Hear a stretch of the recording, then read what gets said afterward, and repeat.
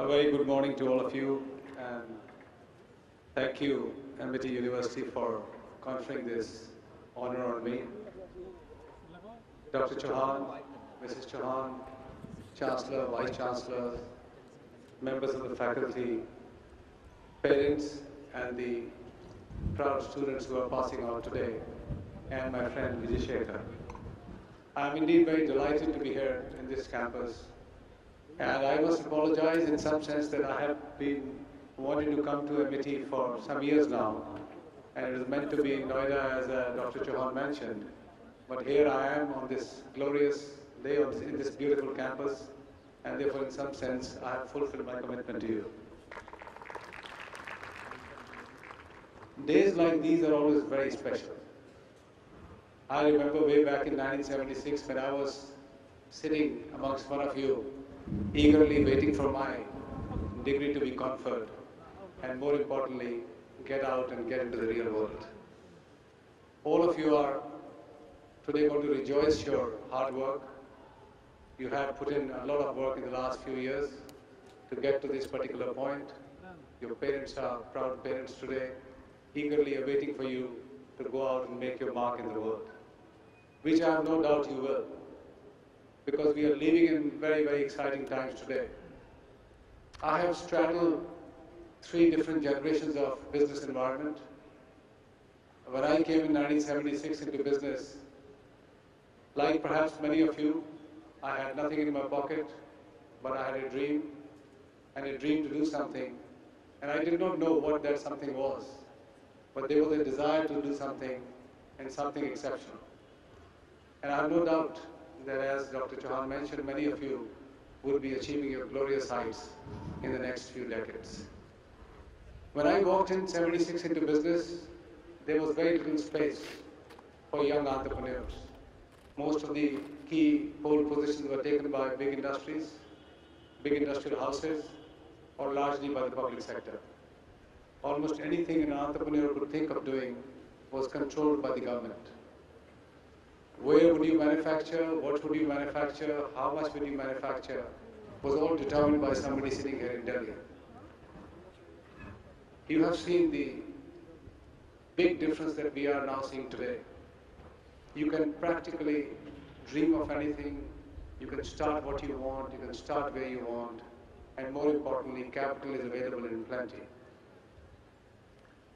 I wish I had an hour to speak to you, and I would have loved to, but I am constrained by my time, and in fact must apologize that I may not be here when most of you are going to get your degrees. I had promised Asim that I'll come here for an hour, then because I have to go back. But let me, in a few minutes, share some of the sensations that I've gone through in my 40 years of working life. Good entrepreneurs seek opportunities. They are not daunted by the hurdles that come across them. And we are not necessarily the brightest.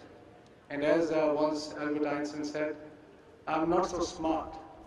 It's just that I stay with the problems longer. I have always stayed with whatever I did to a point where I ensured that I crossed the line. And the difficulty that I see in many of the entrepreneurs who don't make the cut, and those who do, is that the tenacity and the passion and the patience to go across the line is missing. You will face your hurdles.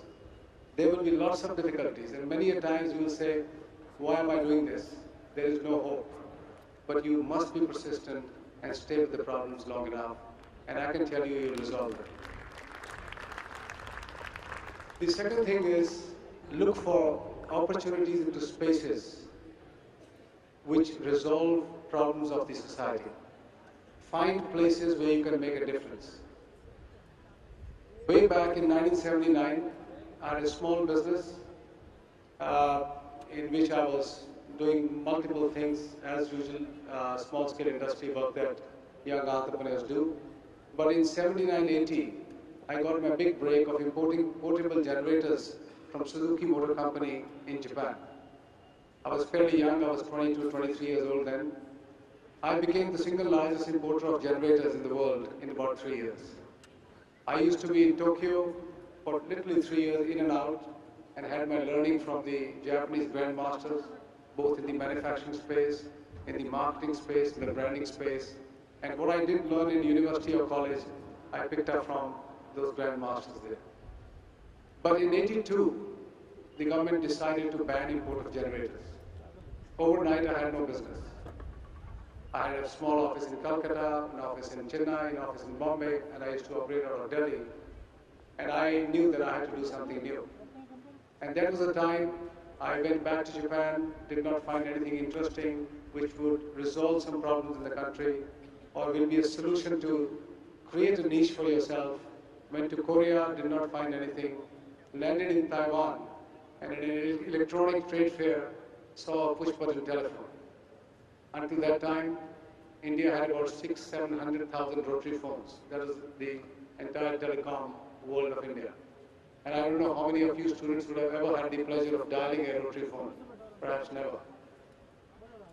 I brought India's first push-button telephone in the year 1983. And that is the time my romance with telecom started. I brought India's first cordless phone, first telephone answering machine, first fax machine. And in '92, when the government decided to open up the mobile telephony to the private sector, or rather for the first time ever to introduce mobile phones in the country, as a rank outsider even then, with a very small balance sheet, I decided to participate in the big boys game. Many people thought we were being foolish. Telecom services was meant to be either in the state sector or to be done by very, very large business houses. In fact, even today, there are perhaps no other stories in the telecom services arena which has come out of a stable of a first-generation entrepreneur. For me, there was a role model, Craig McCaw, who built US's first coast-to-coast mobile company. He eventually sold out. But he did something which was brilliant. He moved from region to region, and I realized that the telecom business is modular, and you don't have to do a 5 million ton steel plant or a 5 million ton refinery or a 5 million ton fertilizer plant. You could start with a very small footprint and then grow rapidly from the revenues and earnings that you would generate from there. I could simply say the rest is history. We launched in 1994 India's first mobile phone here in Delhi, and then continued to expand across the entire length and breadth of the country. Today, Airtel serves nearly 95% of India's population and is at 350 million customers, the third largest telecom company in the world today. When we got big and perhaps a bit lazy, people like Vijay Sharma came in.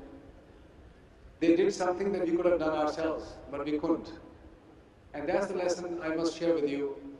Every now and then, the big boys will slip. They will miss a heartbeat. They will miss an opportunity. And in come people like Vijay. He started to provide online electronic payments, started in a very small way, into paying mobile phone top-ups. That's where he started his life. And today, as you know, Paytm has created a great brand, great image, and great size for themselves. So in every generation, there will be opportunity. My own son, Kavin, he's a telecom engineer. He has started his own messenger service called Hike. Some of you may be using it. It's a difficult space. He's competing directly head-on with WhatsApp. He's got 100 million customers today. Over 1.3 billion messages go every day on his network. And the telecom company, all the telecom companies, including Airtel, could not create a messaging service. So all of you have great hope of becoming bigger, better than large companies that exist today. Hold that thought in your heart and go out and conquer the world. Good luck. Thank you.